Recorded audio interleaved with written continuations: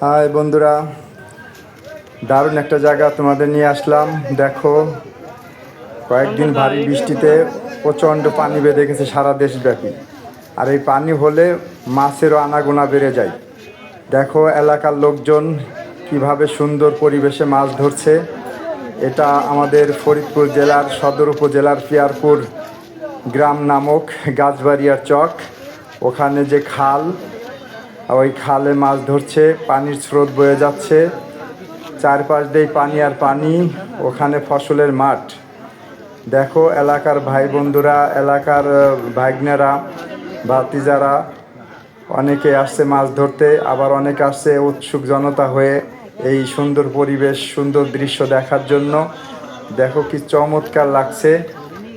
খ্যাপলা জাল দিয়ে মাছ ধরছে। আমাদের এলাকায় এই জালটাকে খ্যাপলা জাল বলে। খেও দিয়ে মাছ ধরে।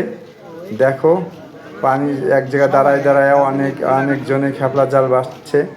সুন্দর পরিবেশ, এটা কয়েকদিন ধরেই হচ্ছে এখানে। দেখো সুন্দর পরিবেশে দারুণ একটি দৃশ্য। এই দৃশ্যটা দেখলে আমার খুব ছোটোবেলার কথা মনে পড়ে যায়। আমিও অনেক মাছ ধরেছি, প্রচুর মাছ ধরতে পারতাম একসময়, অনেক মাছ ধরেছি এই জাল দিয়ে আমি। আজ এই দৃশ্যটা দেখে আমারও খুব লোভ লাগছে। উফ, আমি যদি নিজে, কিন্তু সম্ভব হচ্ছে না। দেখো এই যে একটা জাল ফেললো, অনেক ছড়িয়ে পড়ছে জালটা, ওর মধ্যে মাছ থাকলে মাছটা উঠবে। ওই যে আর একটা জাল ফেললো, ওখানে একটা ব্রিজের পার দর্শনার্থী হিসেবে অনেক লোকজন এসে দাঁড়িয়েছে, এই দৃশ্য দেখছে, মাছ ধরা দেখছে। খুব সুন্দর। দেখো অনেক লোকজন, চারপাশের লোকজন।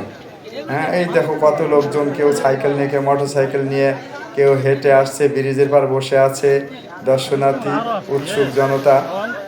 খুব চমৎকার, খুব চমৎকার লাগছে। দারুণ, অসাধারণ অসাধারণ। দেখো ওই দেখো পানি। Thank you so